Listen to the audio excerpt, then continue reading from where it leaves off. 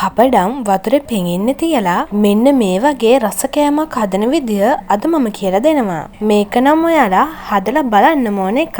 සුපිරිම රසක් මේකේ තියෙන්නේ. මම මෙහෙමයි හැදුවේ. මුලින්ම මම බෝල් එකක් අරගෙන ඒකට වතුර දාගන්නවා. ඊට පස්සේ ඒකට පපඩම් එකින් එක දාගන්නවා. මෙන්න මේ වගේ. මම මෙතන පපඩම් 6ක් අරගෙන තියෙනවා. දැන් අපි මේක විනාඩි 10ක් වගේ මෙහෙමම පෙඟෙන්න තියාගමු. ඊට පස්සේ ඇතිලියක් ලිපේ තියලා ඒකට තෙල් මේස හැන්දක් දාගන්නවා. තෙල් රත් වුණාම පොඩියට කපපු අමු මිරිස් කරල් දෙකක් දාගන්නවා. දැන් මේක කලවම් කර කර ටිකක් බැදගන්න. මෙන්න මේ ගානට බැදුනහම මම මේකට දාගන්නවා පොඩියට කපපු බීලුණු ගෙඩි එකක්.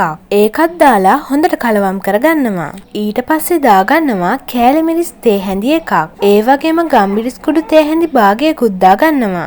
රසානුව ලුණුත් දාගන්නවා. මේ දේවල් ඔයාගේ සැරානුව වෙනස් කරගන්න පුළුවන්. දැන් මේ ටික හොඳට කලවම් කරගන්න. ඊට පස්සේ මම මේකට බිත්තර එකක් දාගන්නවා. ඒකත් දාලා හොඳට කලවම් කරගන්නවා. දැන් අපි මේකේ බිත්තර ටික හොඳට තැම්බෙනකම් මේ විදිහට කලවම් කර කර හදාගන්න ඕන. ඔන්න මේක දැන් නැති. මම ලිප ඕප් කරලා මේක පැත්තකින් තියාගන්නවා. ඔන්න මේ තියෙන්නේ අපි කලින් පෙඟෙන්න තියපු පපඩම් ටික. මේ බලන්නකෝ දැන් මේක හොඳට පෙඟිලා තියෙන්නේ. අපිට ඕන විදිහට මේක දැන් නවා ගන්න පුළුවන්. දැන් මම මේකේ වතුර ටික අයින් කරගන්නවා. පපඩම් එක ගසන්න යන්න එපා. ඊට පස්සේ අපිට පාන් පිටි තේ හැන්දක් ඕන වෙනවා. මේකට වතුර ටිකක් දාලා ඝනකම් පාප් එකක් හදාගන්න. මෙන්න මේ වගේ. දැන් පෙඟෙන්න තියපු පපඩම් එකක් අරගන්න. ඊට පස්සේ අපි හදාගත්ත කරි එකෙන් ටිකක් මේක මැදට දාගන්නවා. දාලා මේක ටිකක් හදාගන්න. ඊට පස්සේ මෙන්න මේ වගේ නවා ගන්නවා. එක පැත්තක් නවලා මෙන්න මේ වගේ හොඳට හදාගත්ත පාන් පිටි බැට එක ගාගන්න. ඊට පස්සේ ඒ පැත්තත් නවා ගන්න. දැන් අනිත් දෙපැත්තෙත් පිටි බැට එක ගාගන්නවා. ඊට පස්සේ ඒකත් නවා ගන්නවා. මෙන්න මේ වගේ කොටු හැඩයක් හිටින විදිහට. මේ වීඩියෝ එකේ පේන විදිහටම කරගන්න.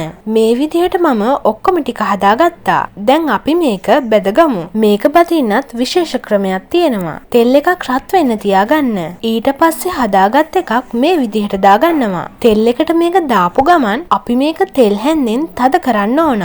නැත්තම් මේක පිම්බිලා දිගැරෙනවා. තප්පර කීපයක් ගියායින් පස්සේ හැන්ද හිමීට අයින් කරගන්න. ඒ වගේම මේක අනිත් පැත්ත දාපු ගමනොත් ඒ විදිහටම තෙල් හැන්දෙන් තද කරගන්න ඕන. මෙන්න මේ විදිහට දැන් ඉතින් මේක දෙපැත්ත හරව හරව බැද ගන්න පුළුවන්. ඔන්න දැන් මේක ඇති. මම මේක ලිපෙන් අයින් කරගන්නවා. මේ විදිහට ඔක්කොම ටික බැදගන්න. ඔන්න එහෙනම් පපඩම් වතුරේ පෙඟෙන්න තියලා රස කෑමක් හදලා ඉවරයි. ෂා මේ බලන්නකෝ නියමටම ඇවිල්ලා තියෙනවා. ඉතින් මේක පපඩම් වලින් හැදුවයි කියලා අතින් අල්ලපු ගමන් කුඩු වෙන්නේ නැහැ.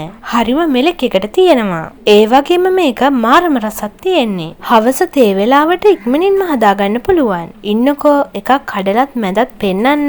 මේ බලන්නකෝ මැද තියෙන්නේ මෙන්න මේ වගේ. එහෙනම් ඔයාලත් හදලා බලන්න. මම ගිහින් එන්නම්.